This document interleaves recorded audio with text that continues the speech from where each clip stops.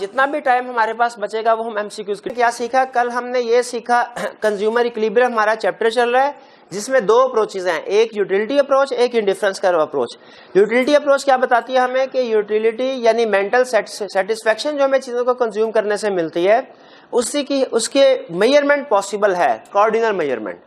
Indifference curve approach क्या कहती है कि जो चीजों को कंज्यूम करने से हमें सेटिस्फेक्शन मिलती है उसकी मेजरमेंट पॉसिबल नहीं है, कोऑर्डिनल मेजरमेंट पॉसिबल नहीं है। हाँ, ऑर्डिनल मेजरमेंट कर सकते हैं। ऑर्डिनल मेजरमेंट से मुराद रैंकिंग कर सकते हैं उनकी कि कौन सी चीज दूसरे से बेहतर है, अच्छी लगती है हमें, लेकिन क्वांटिफिकेशन एग्जैक्ट नहीं कर सकते। ये बेसिक डिफरेंस है यूटिलिटी अप्रोच और इंडिफरेंस कर्व अप्रोच में। इंडिफरेंस कर्व हमने साइड पे कर दी, यूटिलिटी अप्रोच में है। यूटिलिटी अप्रोच में फर्दर दो लॉज है, एक है law of diminishing marginal utility और एक है law of equi marginal utility. Law of diminishing marginal utility हमें कंज्यूमर का इक्विलिब्रियम बताता है सिंगल गुड के साथ, और law of equi marginal utility हमें कंज्यूमर का इक्विलिब्रियम बताता है मल्टीपल गुड्स के साथ। अब डायग्राम आपके सामने है, अपनी खुद की बनाई हुई डायग्राम को देखिए और मुझे ये बताइए कि इस कंज्यूमर को किस पॉइंट पे आके कंजम्पशन स्टॉप कर देनी चाहिए, कितना एग्जैक्टली 5 पे। तो जो हमारा 5 का यूनिट है ये बता रहा है कि यहां पे कंज्यूमर की टोटल यूटिलिटी मैक्सिमम है। तो सिंगल गुड के साथ अगर हमसे पूछे कि कंज्यूमर कब इक्विलिब्रियम में होगा, हम कहे सिंगल गुड के साथ कंज्यूमर उस वक्त इक्विलिब्रियम में होगा जब उसकी मार्जिनल यूटिलिटी 0 होगी, क्योंकि मार्जिनल यूटिलिटी 0 होगी तो इसी पॉइंट पे टोटल यूटिलिटी मैक्सिमम है। और बाय डेफिनेशन हमने कहा कंज्यूमर इक्विलिब्रियम का मतलब यही है जब कंज्यूमर मैक्सिमम सेटिस्फेक्शन हासिल कर रहा हो। ठीक है, तो टोटल यूटिलिटी को शो करवाए बगैर क्या हम कंज्यूमर इक्विलिब्रियम शो करवा सकते हैं? नहीं करवा सकते, पता नहीं चलेगा ना कि यूटिलिटी मैक्सिमम किस पॉइंट पे हो रही है। इसीलिए law of diminishing marginal utility में असल में तो मार्जिनल यूटिलिटी का कर्व अहम है, लेकिन ये बताने के लिए कि इस कर्व पे कौन से पॉइंट पे यूटिलिटी मैक्सिमम है हम टोटल यूटिलिटी का कर्व भी बनाते हैं। क्लियर होगी ये बात? कल हमने डेफिनेशन पढ़ ली इसकी law of diminishing marginal utility की, क्या कि marginal utility of each successive unit decreases if additional units are consumed, कि जैसे जैसे आप एडिशनल यूनिट कंज्यूम करते जाएंगे उस चीज की मार्जिनल यूटिलिटी डिक्रीज होती जाएगी। फिर उसके बाद हमने टेबल पढ़ा, टेबल में क्या था 1 2 3 4 5 6 ये यूनिट्स थे हमारे, और इसमें फिर उसके बाद यूनिट्स के बाद कौन से वाला कॉलम बना था? Total utility. टोटल यूटिलिटी को फिल नहीं किया हमने पहले, फिर उसके बाद अगला कॉलम बनाया मार्जिनल यूटिलिटी, और मार्जिनल यूटिलिटी में फिगर क्या रखी 4 3 2 1 0 -1। फिर उसके बाद टोटल यूटिलिटी को फिल किया। टोटल यूटिलिटी की फिगर्स याद रखना थोड़ी सी मुश्किल है, इसलिए पहले हम मार्जिनल यूटिलिटी को फिल करते हैं, उसकी बेस पे फिर टोटल यूटिलिटी का कॉलम फिल करते हैं। क्या मार्जिनल यूटिलिटी की बेस पे टोटल यूटिलिटी का कॉलम फिल करना आता है आपको? अगर एग्जाम में किसी क्वेश्चन में वो हमें यूनिट्स के साथ टोटल यूटिलिटी दे दे, क्या मार्जिनल यूटिलिटी कैलकुलेट कर सकते हैं? बिल्कुल। ये कंसेप्ट प्रोबेबली चैप्टर 4 में तो वो टेस्ट नहीं करेगा, लेकिन चैप्टर 5 में ये टेस्ट कर रहा है। तो हमें यूटिलिटी से टोटल, मार्जिनल से टोटल और टोटल से मार्जिनल पे शिफ्ट होना आना चाहिए। ये हमने कल तक कंसेप्ट सीखा था। फिर उसके बाद हमने डायग्राम बनाई, और डायग्राम बनाते हुए हमने एक गलती कर दी, और उससे फिर हमने सबक सीखा कि आइंदा कभी हमने ये गलती नहीं करनी। याद है क्या गलती की थी हमने? कि हमने कर्व ड्रा करते हुए सिर्फ मार्जिनल यूटिलिटी की फिगर्स को सामने रख के लेबलिंग कर दी थी, टोटल यूटिलिटी की फिगर को इग्नोर कर दिया था। इससे हमें सबक क्या मिला कि जब कभी भी हम कर्व ड्रा करेंगे उसमें जितने कॉलम भी हमने बनाने हैं, जितने कर्व भी बनाने हैं, उन सबको सामने रख के जो मैक्सिमम फिगर होगी उसके मुताबिक कर्व की नंबरिंग करनी है। बात मेरी समझ आ रही है आपको? ठीक है, ताकि सारे कर्व जो हैं हम उनको प्रेजेंट कर सकें। जी, डायग्राम बनाने में कोई इशू नहीं है। आगे चलें। बेसिकली लॉ हमने समझ लिया, लेकिन हर लॉ की तरह law of diminishing marginal utility की भी कुछ अजम्पशंस भी हैं, कुछ एक्सेप्शंस भी हैं, कुछ प्रैक्टिकल इंपोर्टेंस भी है। अजम्पशन से क्या मुराद होता है? जैसे आपको याद होगा लॉ ऑफ डिमांड भी हमने पढ़ा था ना, उसमें भी इसी तरह हमने लॉ ऑफ डिमांड में पहले डिस्क्रिप्शन पढ़ी, टेबल पढ़ा, उसके बाद डायग्राम बनाई, और उसके बाद हमने उसकी अजम्पशन भी पढ़ी, एक्सेप्शन या लिमिटेशंस भी पढ़ी, और प्रैक्टिकल इंपोर्टेंस भी पढ़ी। याद है आपको? ठीक है। उसी तरह हमने लॉ ऑफ सप्लाई में भी इसी तरह पढ़ा। लॉ ऑफ सप्लाई में लेकिन हमने एक्सेप्शन कोई नहीं पढ़ी थी, उसमें एक्सेप्शन का कंसेप्ट नहीं था। हाँ, प्रैक्टिकल इंपोर्टेंस का था और अजम्पशन का भी था। उसी तरह लॉ ऑफ डिमांड में भी याद रखें, हम कुछ अजम्पशंस भी हैं, कुछ एक्सेप्शंस या लिमिटेशंस भी है, और उसी तरह प्रैक्टिकल इम्पोर्टेंस भी है। अजम्पशंस हम स्टडी करते हैं। देखें, अजम्पशंस को आपने समझना है, रट्टा नहीं लगाना, समझना है, ठीक है, क्योंकि अगर आपकी बेस स्ट्रांग होगी तो फर्दर जो टॉपिक्स हमने पढ़ने हैं वो भी समझने आपके लिए आसान हो जाएंगे। सबसे पहली assumption, cardinal measurement of utility is possible. बताइए क्या ये अजम्पशन समझ आती है? इसमें क्या कहना चाह रहा है कि हम यूटिलिटी को क्वांटिफाई कर सकते हैं 1 2 3 4 5 नंबर्स देके। अच्छा, अगर रट्टा नहीं लगाया आपने, कंसेप्ट आपका स्ट्रांग है, समझा है, तो मुझे बताइए इसके बाद जब हम नेक्स्ट लॉ पढ़ेंगे, law of equi marginal utility, उसमें ये अजम्पशन हमें नजर आएगी कि नहीं आएगी? बिल्कुल आएगी, क्योंकि सिमिलर ग्रुप। अच्छा बताइए, फिर उसके बाद जब हम इंडिफरेंस कर्व थ्योरी पढ़ेंगे उसमें ये अजम्पशन नजर आएगी कि नहीं? उसमें ये अजम्पशन नहीं मिलेगी हमें। फिर कौन सी अजम्पशन मिलेगी? शाबाश, ऑर्डिनल मेजरमेंट के measurement of utility is possible on ordinal basis, वहां पे ये अजम्पशन होगी। तो पहली अजम्पशन क्लियर हुई कि ये इनकी सबसे बड़ी अजम्पशन है यूटिलिटी अप्रोच में। सबसे बड़ी अजम्पशन यही है इनकी कि ordinal measurement of utility is possible. इसके बाद next, consumer is rational and wants maximum satisfaction. देखिए, ये जो अजम्पशन है ये इकोनॉमिक्स की तकरीबन हर एक थ्योरी पे अप्लाई होती है, हर एक इकोनॉमिक्स की थ्योरी पे, कि कंज्यूमर, माइक्रो इकोनॉमिक्स की जितनी थ्योरीज हैं उन सब में आप ये अजम्पशन अप्लाई कर सकते हैं कि हमारा कंज्यूमर जो है वो रैशनल है एंड वांट्स मैक्सिमम सेटिस्फैक्शन। इसमें बताना क्या चाह रहा है? कहते हैं कुछ लोग ऐसे होते हैं जो पागल होते हैं, ठीक है। वो क्या है भाई, शादी पे गए, वैसे एग्जाम्पल दे रहा हूं, खाना खाने, अब पता है कि आधी प्लेट से ज्यादा जो है हमसे नहीं खाया जाएगा, फिर भी पूरी प्लेट भरेंगे। क्यों भाई? दोबारा पता नहीं ये मिलती है कि नहीं मिलती चीज पूरी, उसके बाद आधी उधर पड़ी होगी। अच्छा, उसके बाद अगर फॉर एग्जांपल वो जो गए शादी पे, अब फिर सोचते हैं पता नहीं अगली दफा कब दावत मिले, कब ये इतना अच्छा खाना मिले, वो कहता है भाई आज ही कसर पूरी कर लो। अच्छा, हालांकि पेट फुल हो गया, फिर भी अगले 2-3 दिन का स्टोर कर रहे होते हैं बाद में। कहते हैं इकोनॉमिक्स में हम इस तरह के लोगों को डिस्कस नहीं करते जो कि रैशनल नहीं होते, आसान अल्फाज में जो पागल होते हैं।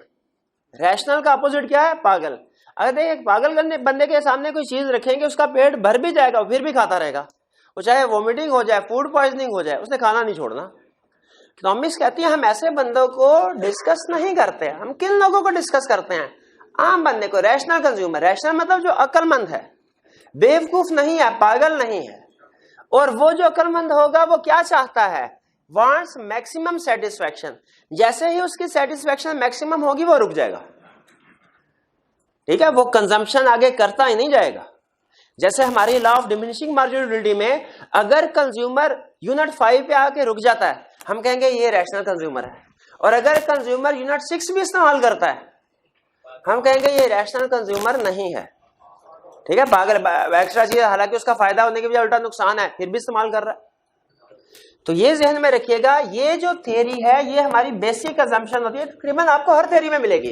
ये law of equi marginal utility में भी मिलेगी आपको, इवन लॉ जो इंडिफरेंस कर्व थ्योरी में भी ये अजम्पशन मिलेगी कि कंज्यूमर रैशनल है और मैक्सिमम सेटिस्फैक्शन हासिल करना चाहता है। क्योंकि जो इरैशनल कंज्यूमर होते हैं उसे हम इकोनॉमिक्स में डिस्कस करते ही नहीं है। कहते हैं इकोनॉमिक्स उन लोगों के बिहेवियर को स्टडी करने का नाम है जो सोसाइटी में रहते हैं, जो जंगलों में पहाड़ों में चले जाते हैं, वो रैशनल कंज्यूमर नहीं हम उनको कहते हैं, उनको डिस्कस नहीं करेंगे। ये हाँ शायद तो वो भी रैशनल नहीं है। Third, consumer has perfect knowledge of utility derived from goods. क्या कह रहा है? Consumer has perfect knowledge of utility derived from goods. कहते हैं कंज्यूमर की आंखों में एक ऐसी दूरबीन लगी हुई है, वो मार्केट में जाके जिस चीज को भी देखता है उसे उसके ऊपर एक नंबर लिखा नजर आता है कि इस चीज की यूटिलिटी इतनी है। कंज्यूमर हैज पर भाई अगर यूटिलिटी पता होगी फिर ही डिसाइड कर सकेगा ना इसकी यूटिलिटी कितनी है। भाई हमने तो चले रटा लगाया, पता चल गया पहले उनकी यूटिलिटी थी 4, फिर उसके बाद 3, फिर 2 मार्जिनल यूटिलिटी। कंज्यूमर को प्रैक्टिकली कैसे पता चलेगा? मैंने तो आपको बताया रटा लगाया, आपने रटा लगा लिया, आपने कहा ठीक है किताब में लिखा है, हमने पहले यूनिट की मार्जिनल यूटिलिटी 4 याद कर ली। इमेजिन कीजिए अगर ये प्रैक्टिकल कंज्यूमर जाता है मार्केट में, उसे कैसे पता चलेगा? हाँ वही दूर, ये अजम्पशन है, हालांकि प्रैक्टिकली होता नहीं। ये अजम्पशन थोड़ी अनरियलिस्टिक है, क्योंकि नॉर्मली कंज्यूमर के पास परफेक्ट नॉलेज नहीं होता, ठीक है। लेकिन यहां पे अज्यूम क्या कर रहा है कि कंज्यूमर के पास परफेक्ट नॉलेज है यूटिलिटी का, वो जैसे ही मार्केट में जाता है, जिस चीज को भी इस्तेमाल कर रहा है, उसको पता है मुझे इस चीज से कितनी यूटिलिटी मिल रही है। Consumer has perfect knowledge of utility derive from goods. अब आप खुद बताइए, क्या रियल लाइफ में हम जो कोई भी चीज इस्तेमाल करते हैं उसकी यूटिलिटी का हमें पता होता है? वो नहीं पता होता। लेकिन कहते हैं भाई इसी चीज का तो नाम अजम्पशन है। अजम्पशन और किस चीज का नाम है? कि वो चीजें जो हम थियरी को समझने के लिए फर्ज कर लेते हैं। हमने कहा ठीक है, फर्ज करना तो कर लें, जो मर्जी फर्ज कर लें, तो ये भी फर्ज कर लिया हमने। Fourth, consumer has fixed limited income. Consumer के पास फिक्स्ड इनकम है, लिमिटेड है, अनलिमिटेड नहीं है। ये तो मेरे ख्याल में इकोनॉमिक्स की सबसे अच्छी अजम्पशन है, ये रियलिस्टिक अजम्पशन है। ये तो अनरियलिस्टिक अजम्पशन थी ना, ये रियलिस्टिक अजम्पशन है, क्योंकि सोसाइटी में तकरीबन हर कंज्यूमर के पास लिमिटेड इनकम होती है, किसी के पास भी अनलिमिटेड इनकम नहीं है। कहता है आप कंज्यूमर की बात करते हैं, जो फर्म्स होती हैं उनके पास लिमिटेड रिसोर्सेज है, किसी फर्म के पास भी अनलिमिटेड रिसोर्सेज नहीं। फिर कहता है आप फर्म की बात करते हो, इवन गवर्नमेंट्स के पास लिमिटेड रिसोर्सेज होते हैं, उनके पास भी अनलिमिटेड रिसोर्स। तो दुनिया में कहता है इन शॉर्ट, दुनिया में कोई भी ऐसा बंदा, इंडिविजुअल नहीं, ऐसा सेलर नहीं, ऐसी गवर्नमेंट नहीं, कोई और पार्टी ऐसी नहीं जिसके पास अनलिमिटेड रिसोर्सेज हो। तो कंज्यूमर के पास फिक्स्ड लिमिटेड इनकम है। अब यही अजम्पशन आपको लॉ ऑफ इक्वी मार्जिनलिटी में भी नजर आएगी।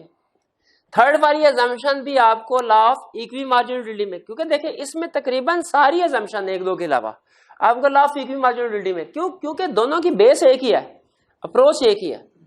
हाँ, इंडिफरेंस कर में ये थियरी, ये अजम्पशन डिफरेंट हो सकती है। फिर कंज्यूमर है सिंगल वांट, ये भी अजम्पशन। क्यों? अगर मल्टीपल वांट कर देंगे तो फिर क्या होगा? तो फिर वो लॉ ऑफ डिमिनिशिंग मार्जिनलिटी थोड़ा ही रहेगा, तो फिर लॉ ऑफ इक्वी मार्जिनलिटी हो जाएगा। अब आप बताइए, आपके ख्याल में ये अजम्पशन कंज्यूमर है सिंगल वांट, ये अजम्पशन ज्यादा रियलिस्टिक है कि consumer has multiple wants? Multiple want. इसीलिए कहता है कि ये लॉ भी ठीक है, लेकिन इससे बेहतर लॉ है लॉ ऑफ इक्वी मार्जिनलिटी। फिर all unit should be homogeneous, सारे यूनिट एक जैसे होने चाहिए। भाई मैं घर में बैठा था, 2 बादाम तोड़े, पहला बादाम खाया कड़वा, दूसरा बादाम खाया मीठा। अब इकोनॉमिक्स कहती है दूसरे यूनिट की यूटिलिटी पहले से कम होती है, दूसरे यूनिट की मार्जिनल यूटिलिटी पहले से कम होती है, और मेरा एक्सपीरियंस क्या कहता है? भाई ज्यादा हो गई दूसरे। तो इकोनॉमिक्स क्या कहेगी? कहेगी भाई ये यूनिट्स आपके एक जैसे नहीं है, हमारी assumption ये है कि यूनिट्स एक जैसे होने चाहिए, होमोजेनियस होने चाहिए। अगर यूनिट्स होमोजेनियस नहीं है तो इसका मतलब है एक यूनिट हो सकता है आपके अगले यूनिट की मार्जिनल यूटिलिटी जो पहले यूनिट से बेहतर है। अगर एक जैसे नहीं है तो इसका मतलब है आपका दूसरा यूनिट हो सकता है बेहतर होगा। अगर बेहतर होगा तो फिर दूसरे यूनिट की मार्जिनल यूटिलिटी कम थोड़ी होगी, तो ज्यादा हो जाएगी। जैसे पहले कड़वा बादाम खाया, बाद में मीठा बादाम खाया। अगली बात कहता है size of all unit should be standardised. ठीक है, जितने भी यूनिट्स हैं उनका साइज स्टैंडर्डाइज होना चाहिए। कहता है शदीद गर्मी लगी, ठीक है, आपको एक बोतल दी, मार्जिनल यूटिलिटी ज्यादा है, दूसरी बोतल दी, उसकी मार्जिनल यूटिलिटी कम होगी, तीसरी बोतल दी, उससे भी कम, लॉ अप्लाई हो रहा है। कहता है शदीद गर्मी है, आपने बोतल मांगी, मैंने चम्मच लिया, उसमें 3-4 कतरे डाले और आपको बोतल पिला दे। अब बता भाई 3-4, इससे तो आप कहेंगे यार मेरी प्यास और बढ़ गई है, अब प्यास और, अब देखिए अब तो आप कहेंगे मैं और चम्मच निकाला, आपको और चम्मच मिला दिया। तो जैसे जैसे अगर कतरों में आप इसको इस्तेमाल करेंगे फिर तो मार्जिनल यूटिलिटी आपकी हर अगले यूनिट की बढ़ती जाएगी। ठीक है, तो इसका मतलब है यूनिट क्या होने चाहिए? स्टैंडर्डाइज साइज के होने चाहिए। और इसी तरह आपने कहा भाई गर्मी बहुत ज्यादा है, जरा बोतल तो लेकर, मैंने कहा अच्छा ये लो 2.25 लीटर वाली बोतल, ये लो पियो। अब ये भी साइज स्टैंडर्डाइज नहीं, ये तो मतलब नॉर्मल से ज्यादा बड़ा साइज है। आपका पहला यूनिट खत्म नहीं होगा, आपकी मार्जिनल यूटिलिटी 0 से होके नेगेटिव भी हो जाएगी। सारे का सारा लाभ पहले यूनिट भी खत्म हो गया। हाँ, तो कहता है ऐसे नहीं, बल्कि यूनिट क्या होने चाहिए, स्टैंडर्डाइज्ड होने चाहिए। फिर कह रहा है consumer must be consumption must be continuous without time break. Consumption must be continuous without break. Student आके कहने लगा सर आप इकोनॉमिक्स गलत पढ़ा गए। मैंने कहा वो कैसे?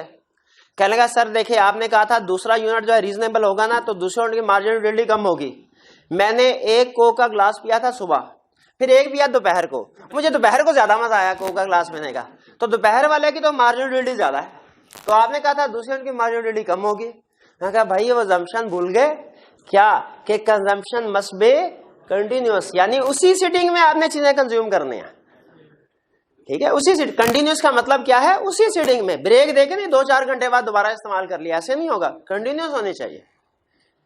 Last, test of fashion should remain same during consumption. Consumption के दौरान जो है टेस्ट या जो फैशन है वो सेम रहना चाहिए, क्योंकि अगर फैशन चेंज हो जाए तो आपको पता है फिर हम जो चीजें ज्यादा फैशनेबल होती हैं हम उन्हें जो इन फैशन में इन है वो हम ज्यादा हासिल करना चाहते हैं। ठीक है, वो हम ज्यादा हासिल करना चाहते हैं। तो ये हमारी अजम्पशंस हैं। क्लियर हुई है सारी अजम्पशंस? किसकी अजम्पशन है भला? लॉ ऑफ डिमांड की तो नहीं है। चलिए फर्क रखेंगे दोनों में। चलिए आगे रखते चलते। एक्सेप्शन कहता है क्या ऐसा पॉसिबल है कि हमारे इस लॉ की कोई एक्सेप्शन भी हो? ठीक है, देखिए इकोनॉमिक्स में तकरीबन हर लॉ के कुछ ना कुछ एक्सेप्शन जरूर होती हैं। हमारे सिलेबस में है या नहीं है ये एक अलग बात है, लेकिन तकरीबन हर लॉ की एक्सेप्शन। देखिए इकोनॉमिक्स साइंस थोड़ी है, साइंस के जो रूल बन जाते हैं ना वो दुनिया में हर जगह एक जैसे रहते हैं, लेकिन इकोनॉमिक्स है ये इसके रूल चेंज होते रहते हैं, उसकी एक्सेप्शन भी होती है। मतलब कुछ सिचुएशन ऐसे भी होंगे जिनमें कोई थ्योरी हो सकता है अप्लाई ना हो। तो क्या law of diminishing marginal utility की कुछ एक्सेप्शन हमें पहले एक्सेप्शन की नेचर समझनी पड़ेगी। Law of diminishing marginal utility हमें यह बताता है कि जैसे जैसे चीजों को कंज्यूम करेंगे हमारे पास कोई चीजें आती जाएगी, हम चीजों को हासिल करते जाएंगे, वैसे वैसे उनकी अहमियत हमारे लिए कम होती जाएगी। मैं आसान अल्फाज में ये बता रहा हूं आपको लॉ। ठीक है, जैसे जैसे हमारे पास कोई चीज ज्यादा आती जाएगी हमारे लिए उसकी अहमियत कम होती। कहता है लेकिन क्या कोई ऐसी चीजें भी है दुनिया में कि जो अगर हमारे पास आती जाए उसके बावजूद उनकी अहमियत कम नहीं होती? हमने कहा बिल्कुल है ना, क्यों नहीं है। सबसे पहली चीज वेल्थ, दौलत, पैसे। अब देखें, अब जो लखपति है वो कहेगा मैंने करोड़पति बनना है, करोड़पति कहेगा मैंने अरबपति बनना, और अरबपति कहेगा नहीं मैंने खरबपति नहीं बनना। ऐसे होगा क्या? नहीं भाई, जितने ज्यादा पैसे आते हैं उतनी ही ज्यादा दौलत की हवस भी बढ़ती जाती है। जितने ज्यादा पैसे आते हैं बंदा और ज्यादा दौलत की हवस भी बढ़ती। तो इसका मतलब ये हुआ कि वेल्थ जो है ये एक्सेप्शन है हमारे। फिर उसके बाद नॉलेज। देखें अपनी अपनी फील्ड की बात है, जिन लोगों के पास दौलत ज्यादा है, जिन्हें पैसे अच्छे लगते हैं, वो तो कहेंगे भाई हमारे पास ज्यादा से ज्यादा पैसे होने चाहिए, जितने पैसे हैं उससे भी ज्यादा होने चाहिए। लेकिन कुछ लोग ऐसे होते हैं वो कहते हैं नहीं, हमें तो इल्म से ज्यादा गर्ज है, हमें पैसे जो है वो इतने पसंद नहीं है, इल्म हासिल करना हमें ज्यादा पसंद है। अब जो लोग नॉलेज की फील्ड के, एजुकेशन की फील्ड के लोग हैं, उन्हें ज्यादा से ज्यादा पढ़ना जो है ये पसंद होता है। अब वो कहते हैं अच्छा, जैसे आप भी अक्सर इसी आपने ये ऑब्जर्व किया होगा कि 1 घंटा आपने पहले अकाउंटिंग पढ़ी, 1 घंटा काम किया, 2 घंटे काम किया, फिर घर वालों ने कहा चलो अब बस कर दो, बहुत पढ़ लिया। आप कहते हैं नहीं, अभी तो मैं वार्म अप हुआ हूं, अभी तो मैं लर्निंग कर्व जो है मेरा अभी तो बना है, अभी तो कैलकुलेटर के ऊपर हाथ सेट हुआ है। अब वो क्वेश्चन जो पहले मैं आधे घंटे में कर रहा था, अब देखना मैं 10 मिनट में करता धड़ाधड़। भाई ऐसे कभी होता है कि नहीं होता? शुरू शुरू में टाइम लगता है हमें। तो उसी तरह कह रहा है जैसे जैसे जो नॉलेज आपका बढ़ता जाता है तो इसकी तलब भी बढ़ती जाती है। लेकिन ये पसंद की बात है, ज्यादातर लोगों के लिए वेल्थ वाली एक्सेप्शन रेलिवेंट है, हाँ कुछ के लिए नॉलेज वाली भी है। और कुछ लिए एक चीज और, क्या, हॉबीज, शौक, ठीक है। जैसे आप अगर फर्ज कीजिए कि ग्राउंड में खेलने के लिए, क्रिकेट खेलने के लिए गए, तो आप शायद 2-3 घंटे खेलें, उसके बाद के मैं थक गया हूं, बस काफी है। लेकिन जो प्रोफेशनल्स होते हैं या जिनका शौक होता है खेलना, आपने अक्सर देखा होगा शदीद गर्मी में, जून जुलाई की गर्मी में दोपहर के वक्त वो मैच खेल रहे होते हैं और सुबह के वक्त 6 बजे निकल जाते हैं और 2-3-4 बजे तक खेलते रहते हैं। हालांकि आम आदमी के लिए जो है वो 1-2 घंटे खेल के वो कहता है बस अब मेरा शौक पूरा हो गया।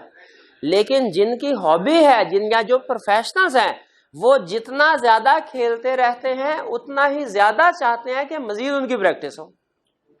इसलिए हॉबीज भी एक एक्सेप्शन। अब हॉबीज डिफरेंट हो सकते हैं, मैंने एग्जांपल आपको क्रिकेट की दी, बहुत सी हॉबीज होती है। जैसे कुछ लोगों की हॉबी होती है कि वो सिक्के, एंटीक्स वगैरह जो है, कॉइन्स कलेक्ट करना, ठीक है, रेयर आइटम कलेक्ट करना, कुछ लोगों की हॉबी होती है।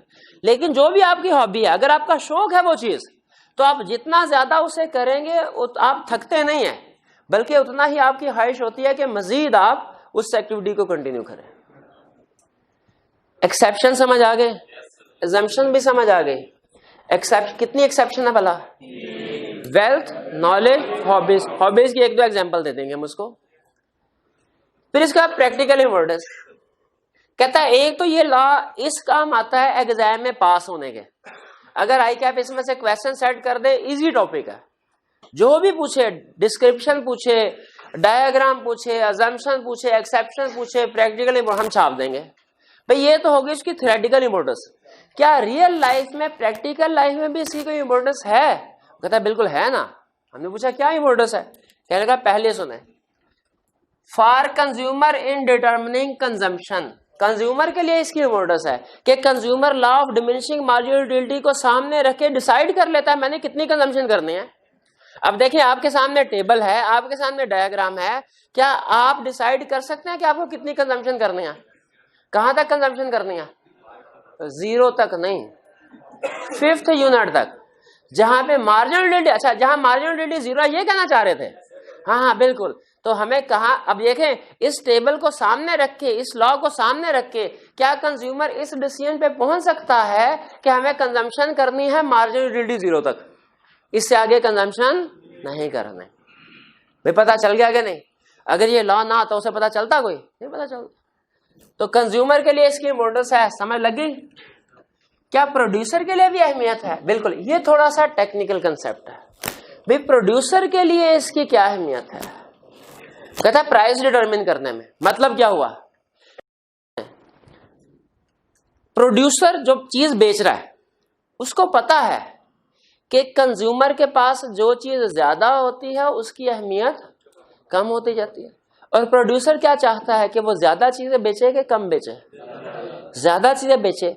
तो उसे पता है कि law of diminishing marginal utility की वजह से अगर मैंने 1 यूनिट बेच दिया कंज्यूमर को 10 रुपए में, और दूसरा यूनिट मैं बेचना चाहता हूं, दूसरा यूनिट कंज्यूमर 10 रुपए में नहीं खरीदेगा। प्रोड्यूसर को पता है क्यों नहीं खरीदेगा? Law of diminishing marginal utility की वजह से। क्योंकि लोग प्राइस पे करने को कब तैयार, देखें, आप किसी चीज की प्राइस कम पे करेंगे कि ज्यादा पे करेंगे, ये किस पे डिपेंड करता है? उसकी यूटिलिटी पे। आपको इस चीज से गर्ज तो नहीं है कि बनाने वाले को ये चीज कितने में पड़ी, इससे हमें इस चीज से गर्ज है भी हमारे लिए इस चीज की कितनी अहमियत है। अगर हमारे लिए इस चीज की अहमियत ज्यादा है, हम उसकी ज्यादा प्राइस पे करेंगे। हमारे लिए उसकी अहमियत कम है, हम उसकी कम प्राइस पे करेंगे। भाई ऐसे ही होगा ना, हमें इस चीज से गर्ज नहीं चीज कितने की बन रही है।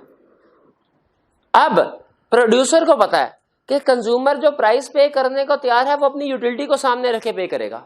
यूटिलिटी ज्यादा, प्राइस ज्यादा, यूटिलिटी कम, प्राइस कम।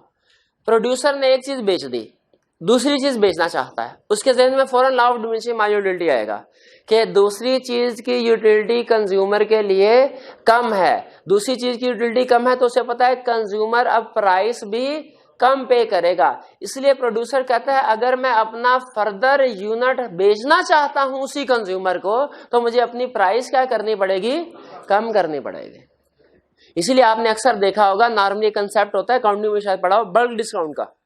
कि अगर आप कोई चीज ज्यादा क्वांटिटी में खरीदें आपको डिस्काउंट दिया जाता है। भैया क्यों दिया जाता है? क्योंकि सेलर को पता है कि अगर मैं सेम प्राइस रखूंगा ना तो आपने एक चीज खरीद ली, शुरू की एक आध दो चीजें आप खरीद लेंगे जरूरत के मुताबिक, फिर चूंकि अब आपकी मार्जिनल यूटिलिटी कम हो चुकी है तो अब जब तक प्राइस कम नहीं होगी आप चीज नहीं खरीदेंगे। ये कह रहा है कि कंज्यूमर के लिए भी हेल्पफुल है law of diminishing marginal utility, producer के लिए भी हेल्पफुल है। तीसरा, गवर्नमेंट के लिए भी हेल्पफुल है। क्या? In determination of tax policy. Tax policy बनाने में गवर्नमेंट क्या सोचती है? अब देखें, गवर्नमेंट का मकसद क्या है कि लोगों से ज्यादा टैक्स इकट्ठा करें। गवर्नमेंट के पास 3 पॉलिसीज होते हैं। आपके सामने पॉलिसी, ये वैसे हमने टैक्स वाले में पढ़ना है लेकिन अभी आपके सामने रख रहा हूं पॉलिसी। पहली पॉलिसी क्या है? सब अमीर हो या गरीब हो सारे एक जितना टैक्स दे, पहली पॉलिसी। दूसरी पॉलिसी, अमीरों पे टैक्स कम और गरीबों पे ज्यादा। तीसरी पॉलिसी, अमीरों पे टैक्स ज्यादा गरीबों पे कम। कौन सी पॉलिसी बेहतर है? थर्ड वाली। ठीक है, गवर्नमेंट भी यही कहती है, इसी चीज को सामने रख के पॉलिसी लगाती है। इसके पीछे साइंस क्या है? साइंस कुछ नहीं, law of diminishing marginal utility है। क्या? कि जिन लोगों के पास ज्यादा पैसे हैं वो आसानी से टैक्स दे देंगे क्योंकि निस्बतन उनके लिए पैसे की यूटिलिटी कम है, लेकिन जिन गरीबों के पास है ही चंद हजार चंद लाख रुपए वो आसानी से टैक्स नहीं देंगे। भाई वो अगर अपनी रकम टैक्स में दे देंगे तो फिर अपना गुजारा कहां से करेंगे? इसीलिए जिन लोगों के पास ज्यादा पैसे होते हैं गवर्नमेंट उनके ऊपर ज्यादा फोकस करती है टैक्स कलेक्शन। क्यों? गवर्नमेंट कहती है इनके पास ज्यादा पैसे हैं, इनके नजदीक पैसों की अहमियत कम है, और जिनके पास चंद एक रुपए हैं, चंद हजार रुपए हैं, उनके लिए उन पैसों की अहमियत ज्यादा है। अब खुद बताइए, एक तरफ अमीर बैठा है एक तरफ गरीब बैठा है, किससे टैक्स निकलवाना आसान है?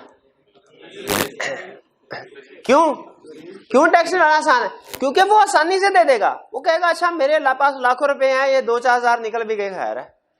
लेकिन वो गरीब आदमी जो ऑलरेडी 2-4 हजार रुपए में 8-10 हजार में महीने का गुजारा कर रहा है, उससे आप 200-250 भी निकलवाएंगे तो वो तो हड़तालें शुरू कर देगा। तो ये समझ आया आपको गवर्नमेंट के लिए क्यों हेल्पफुल है law of diminishing marginal utility? Basis of other law नहीं समझा रहा आपको, आप खुद बताएंगे। इससे पहले किस लॉ में हमने पढ़ा है law of diminishing marginal utility? शाबाश। कौन से कंसर्न में था? कि वाई डिमांड का slope demand is negative. 3 reason पढ़े थे, income effect, substitution effect, law of diminishing marginal utility. अब आ गया क्या? नहीं, यानी ये दूसरे लॉज में भी असिस्ट करता है, दूसरे लॉज में भी हेल्पफुल है, दूसरे लॉज की भी बेस है। जी कुछ समझ आई आपको? सब समझ आ गई? चलिए ठीक है।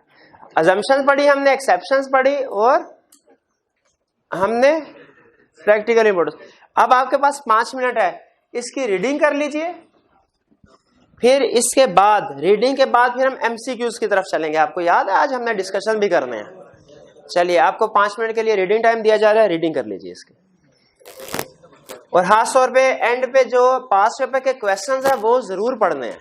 वैल्यूएट करें, क्या आप आई कैप के क्वेश्चंस को समझ रहे हैं? क्या आपको पता चल रहा है कि हमने इसमें क्या आंसर लिखना है? जहां पे समझ नहीं आ रही उसको क्रॉस करें और रीडिंग टाइम के एंड पे पूछिए। चाहते हो तो पूछ लीजिए जी, 1 by 1। जी जी जी आपका क्वेश्चन था, पूछिए।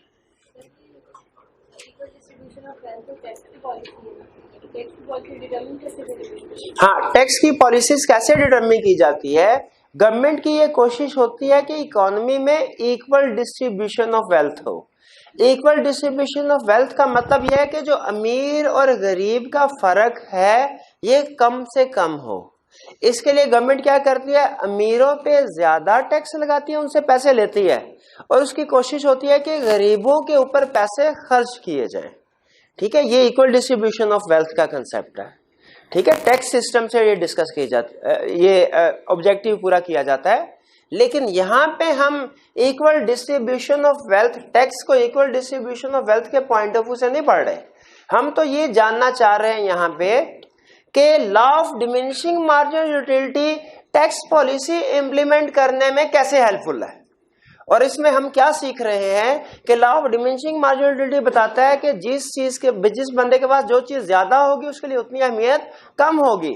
तो वो कहता है कि जो अमीर आदमी जिसके पास लाखों रुपए है वो हजारों रुपए टैक्स आसानी से दे देगा, लेकिन जिस गरीब आदमी के पास हजारों रुपए है वो सैकड़ों रुपए टैक्स बड़ी मुश्किल से देगा। इसीलिए गवर्नमेंट की कोशिश होती है ज्यादा टैक्स अमीरों पे लगाया जाए, गरीबों पे कम लगाया जाए। ठीक है, यहाँ पे हम टैक्स को law of diminishing marginal utility को सामने रख के पढ़ रहे हैं। ठीक है, इक्वल डिस्ट्रीब्यूशन ऑफ वेल्थ का कंसेप्ट भी ठीक है, लेकिन वो हमारे law of diminishing marginal utility से रिलेट नहीं करता, इसलिए मैंने उसको नहीं बोला क्लास में। जी जी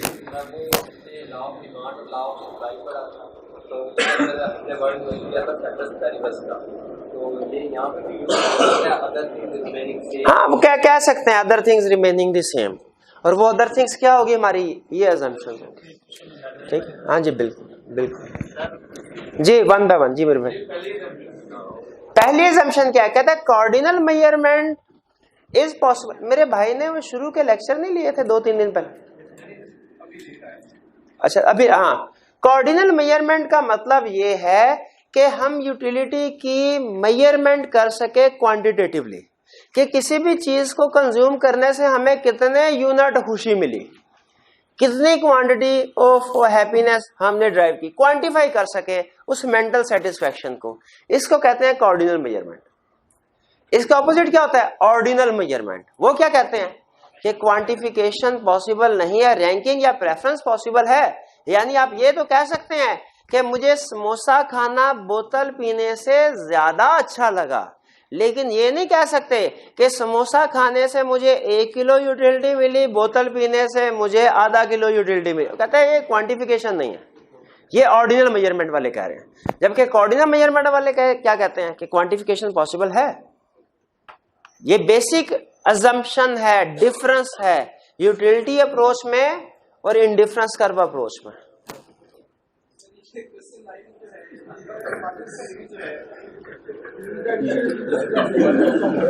जी जी जी, क्वेश्चन 9 डिस्कस कर लेते हैं। कहता है marginal utility means the additional utility of a consumer, additional utility consumer gets from consumption of additional unit of a commodity. सही कह रहा है, मार्जिनल यूटिलिटी की डेफिनेशन बता दी उसने। कह रहा है how does this concept apply to normal goods and money. पहले नॉर्मल गुड्स, हम कहेंगे this concept applies on normal good, यानी नॉर्मल गुड में जैसे जैसे उनकी क्वांटिटी बढ़ती जाएगी उनकी मार्जिनल यूटिलिटी कम होती जाएगी। फिर उसके बाद money, how does this concept apply to money, this concept does not apply to money. क्यों, वेल्थ, मनी से मुराद इसकी वेल्थ को उसने कुछ ना कुछ लफ्ज उसने चेंज करना था कि डायरेक्ट ना हमारे ज़हन में आ जाए, तो आई के हमने घुमाने के लफ्ज मनी, यानी this concept does not apply on money. यानी मनी के केस में क्या होगा, जितने ज्यादा हमारे पास पैसे होंगे उतना ही ज्यादा हम और हासिल करने की कोशिश करेंगे। ठीक है जी, और की क्वेश्चन? हाँ, एक्सेप्शन और लिमिटेशन में क्या फर्क है। एग्जाम पॉइंट ऑफ व्यू से अगर हमसे एक्सेप्शन पूछेगा तो हम ये एक्सेप्शन लिखेंगे 3 मार्क्स को देख के। अगर 2 या 3 नंबर के साथ पूछता है ये एक्सेप्शन लिखेंगे, ठीक है। लेकिन अगर वो हमसे 6-7 नंबर के साथ है एक्सेप्शन पूछता है तो याद रखें फिर एक्सेप्शन और लिमिटेशन को हम इकट्ठा कर देते हैं। ठीक है, अच्छा लिमिटेशंस क्या है भला? Law of diminishing marginal utility की लिमिटेशंस क्या है वो तो पढ़ी नहीं हमने। भैया अजम्पशन को उलट कर दे, लिमिटेशंस होती है। ये हमने शायद लॉ ऑफ डिमांड में भी मैंने आपको बताया था, लॉ ऑफ डिमांड की टेक्निकली एक्सेप्शन एक ही है, क्या, गिवन गुड। लेकिन अगर आई कैप हमें 4 नंबर के साथ पूछ ले, बताओ एक्सेप्शंस बताओ प्लूरल फॉर्म में, एक्सेप्शंस बताओ लॉ ऑफ डिमांड की, तो क्या सिर्फ गिवन गुड बताएंगे? नहीं, हम तो फिर लिमिटेशंस को भी एक्सेप्शन बना देंगे। ठीक है, तो यहां पे भी यही करेंगे। अगर हमसे तो 2-3 जस्टिफाइड मार्क्स के साथ एक्सेप्शन पूछेगा उसे जेन्युइन वाली एक्सेप्शन बताएंगे, और अगर उसने 6 नंबर के साथ एक्सेप्शन पूछ लिया हम कहेगा अच्छा ठहर जाओ, पहले तो ये एक्सेप्शन लो, उसके बाद लिमिटेशंस को भी एक्सेप्शन बना देंगे। एक्सेप्शन का मतलब क्या, कंसेप्ट क्या भला एक्सेप्शन का? वो सिचुएशंस जिनमें ये लॉ अप्लाई नहीं होता, वो सिचुएशंस जिनमें कोई लॉ अप्लाई नहीं होता उसे क्या कहते हैं? एक्सेप्शंस। जी और कोई क्वेश्चन? जी मेरे भाई। ऑफिस के अंदर आप एग्जांपल ये क्रिकेट मैच में लगे कोई बंदा क्रिकेट का शौकीन है तो सर ऊपर लिखा हो कि कोई भी वो काम करे तो ब्रेक उसने नहीं मिले मुसलसल उसने करना है। जी बिल्कुल। कोई बंदा मुसलसल चाहे उसको शौक भी है फिर भी वो अगर साथ में क्रिकेट खेलता तो आपके उससे थक के उसकी यूटिलिटी कम हो जाती है। नहीं वो कंटिन्यूसली 7 दिन तक तो नहीं खेलता रहेगा। हाँ वो थोड़ा थक जाए। नहीं ब्रेक का ये मतलब नहीं है, वो हम एक दिन के पॉइंट ऑफ व्यू से बात कर रहे हैं ना, वरना तो वो अगर क्रिकेट खेलता ही रहेगा मर जाएगा बेचारा। हाँ कंजम्पशन तब तक कंटिन्यूस होनी है जब तक वो टोटल सेटिस्फेक्शन उसकी मैक्सिमम नहीं हो जाती।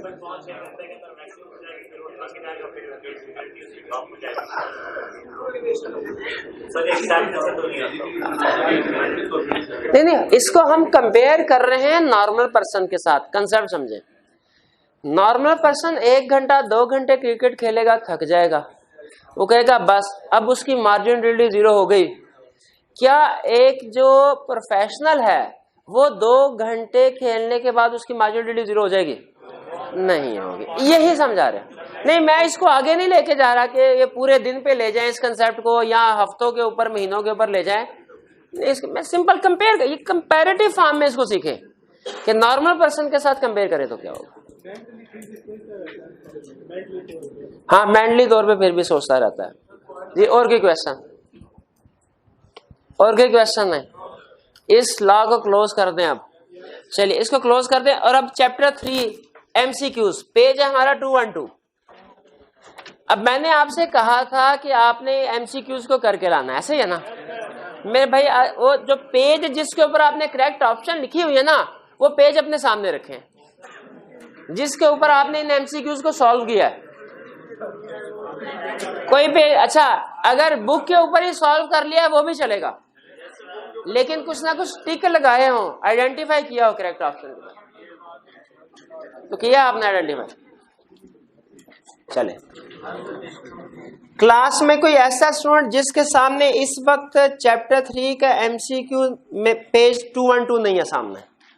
सबके सामने पेज 212 है जी। मैं भैया आप ऐसा कीजिए, साथ वाले से किताब लें, इसकी मोबाइल होगा मेरे भाई के पास, ठीक है, इमेज लीजिए, तस्वीर उतारे इसकी और फिर अपने पास सामने रखें ताकि आप पढ़ सके, पार्टिसिपेट कर सके।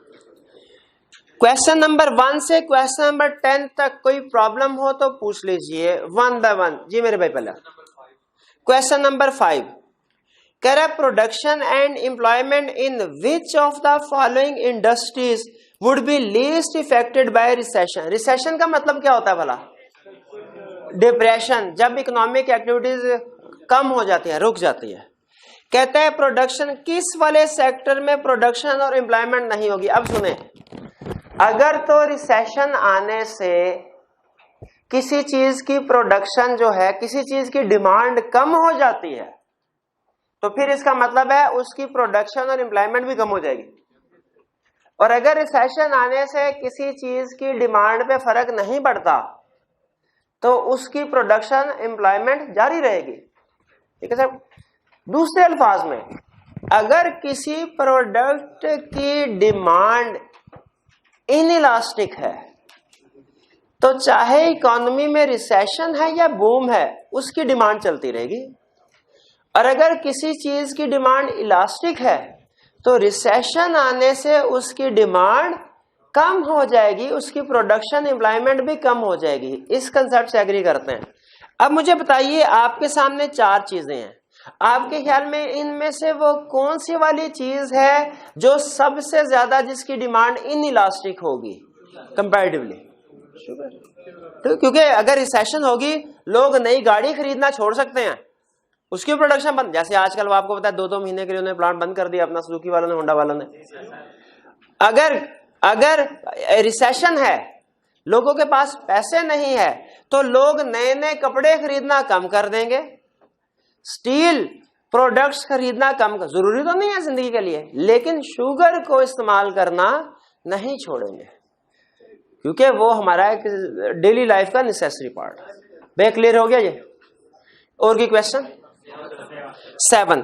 अच्छा 7 क्लास में भी हो गया था, और ये मैंने आपको वो जब इलास्टिसिटी की एग्जांपल्स दी थी ना, असाइनमेंट के तौर पे भी शायद दिया था ये क्वेश्चन। कोई बात नहीं, एक दफा फिर करवा देते हैं, हालांकि असाइनमेंट के तौर पे भी दिया था, क्लास में भी किया था, फिर कर लेते हैं, कोई बात नहीं, इसी काम के लिए तो हम आते हैं। चलिए, लेकिन अब उसके लिए ये थोड़ा इरेज करना पड़ेगा, तो इरेज कर दूं।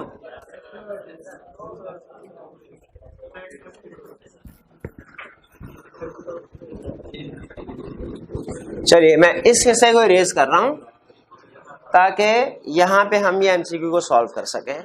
भैया अटेंटिव होके सुनिएगा, इसमें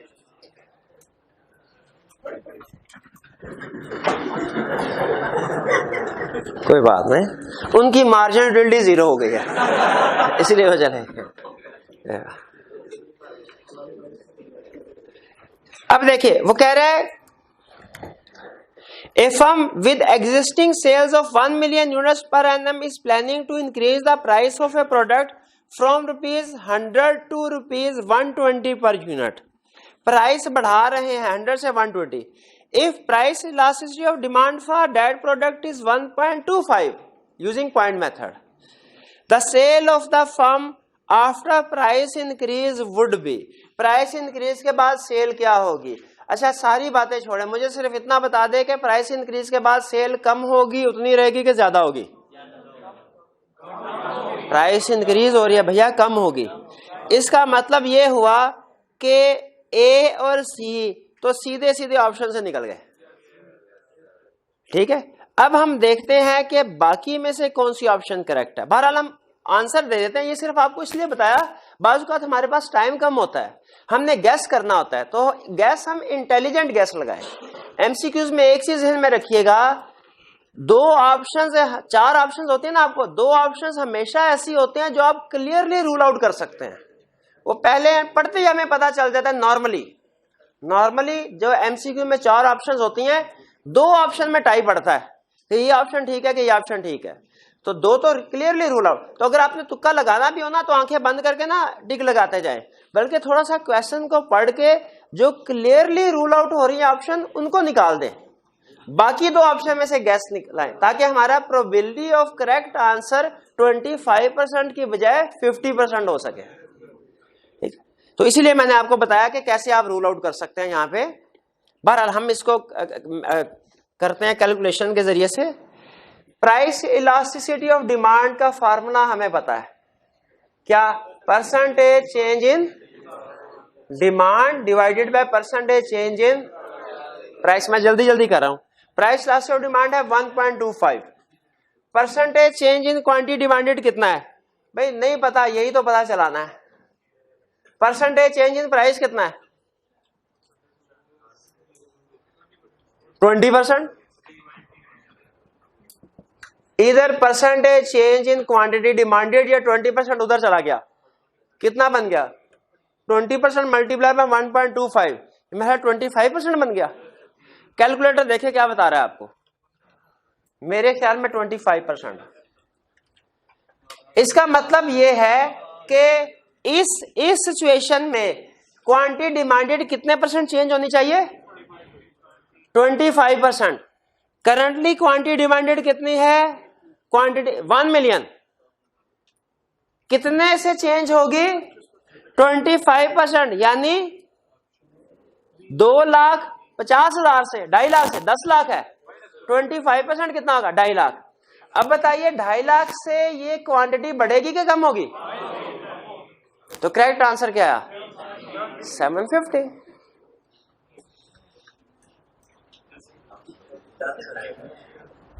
कुछ स्टूडेंट कहते हैं सर ये जो है 750, ए ऑप्शन आनी चाहिए 250। मैं कहा भाई ये कैसे आ सकती है अल्लाह के बंदे, प्राइस बढ़ रही है तो क्वांटिटी कम होना है। कहते हैं सर गिफन गुड भी तो हो सकती है। गिफन गुड, भाई गिफन होती है तो बताता है, जब कुछ नहीं बताता तो मतलब नॉर्मल है। गिफन होना तो क्लियरली बताता हूँ, ये एग्जामिनर बताता है, और किसने बताया? हम साए ने आके बताना है हमें। अच्छा चलें कोई बात नहीं। ये भाई ये समझ आए 7 की क्लियर हो गया ये? और की क्वेश्चन जी? और भाई ठहर जाए, टाइम मैं आपको घंटा बिठा लेना और मैं बता रहा हूँ आपको, इसलिए टाइम ज़ाया किया तो आपने। क्वेश्चन सुनिए उनका जी।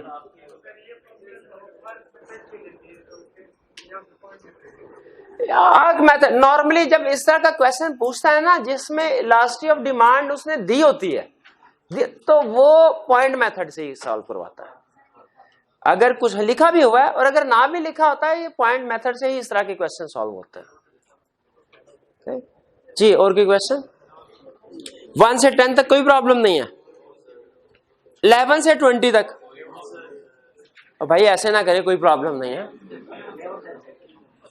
11, शाबाश 11 कह रहा है। 11 में if the price elasticity of demand for product is 0.5, this means that if, अच्छा इसका मतलब क्या होता है? प्राइस इलास्टिसिटी डिमांड 0.5 है, इसका मतलब क्या होगा?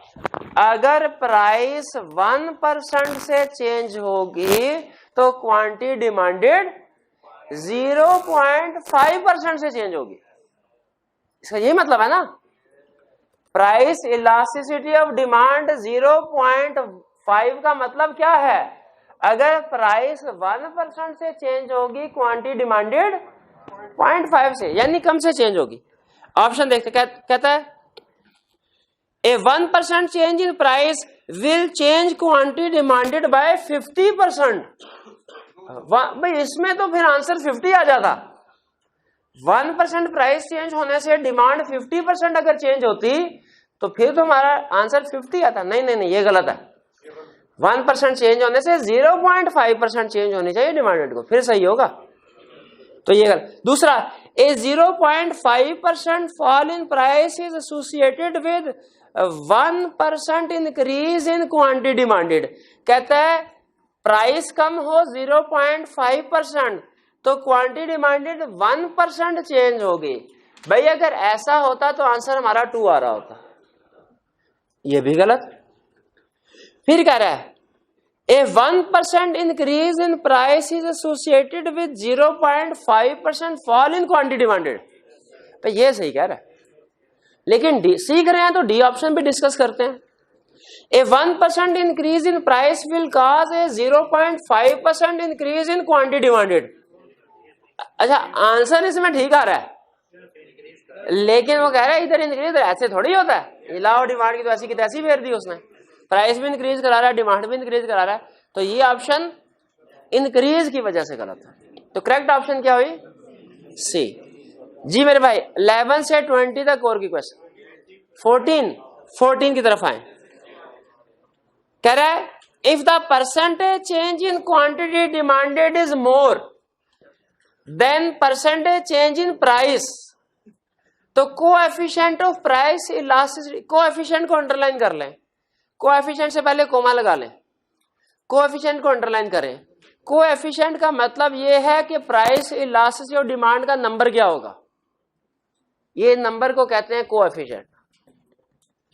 वो कहता है अगर percentage change in quantity demanded ज्यादा है, परसेंटेज चेंज इन प्राइस कम है, तो ये कोएफिशिएंट क्या आएगा? 0 आएगा क्या? 1 आएगा? लेस देन 1 आएगा? मोर देन 1 आएगा। ऊपर वाली चीज ज्यादा है, नीचे वाली चीज कम है, तो आंसर मोर देन 1 आएगा। जी और कौन सा क्वेश्चन? 19।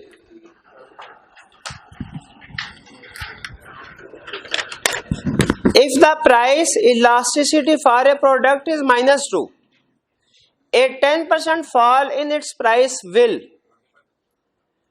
अगर प्राइस कम हुई 10% से तो क्वांटिटी कितने से इंक्रीज होगी?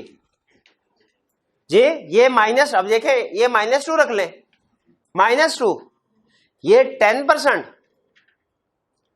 तो percentage change in quantity calculate करवा रहा है, ठीक है। तो ये -2 10% इधर आके मल्टीप्लाई होगा 20% हो जाएगा।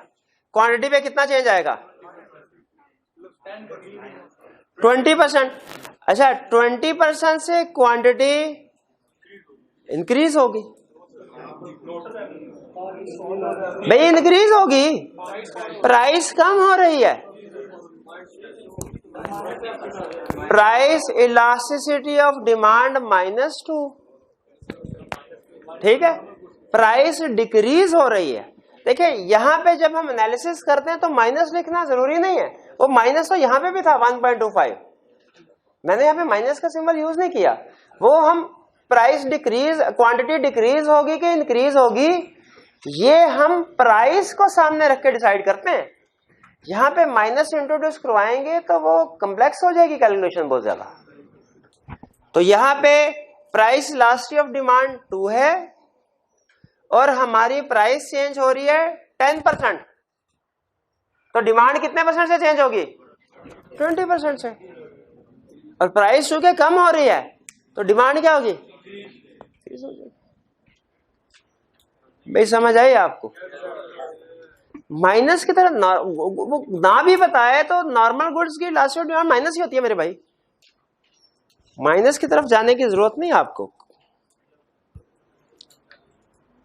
जी। और कोई क्वेश्चन 11 से 20 तक? अच्छा चले 11 से 20 तक कोई क्वेश्चन आ तो बता दे, बाकी फिर कल पे शिफ्ट कर लेते हैं। लेकिन 11 से 20 तक, क्योंकि ये फिर हम कल डिस्कस नहीं करेंगे। क्वेश्चन चले, कल हम 21 से नहीं 21 से 61 तक करेंगे और हमारे पास 20 मिनट हैं। 20 मिनट में हमने इसको कंप्लीट करके फिर आगे law of equi marginal utility की तरफ जाना है, वरना law of equi marginal utility रह जाएगा।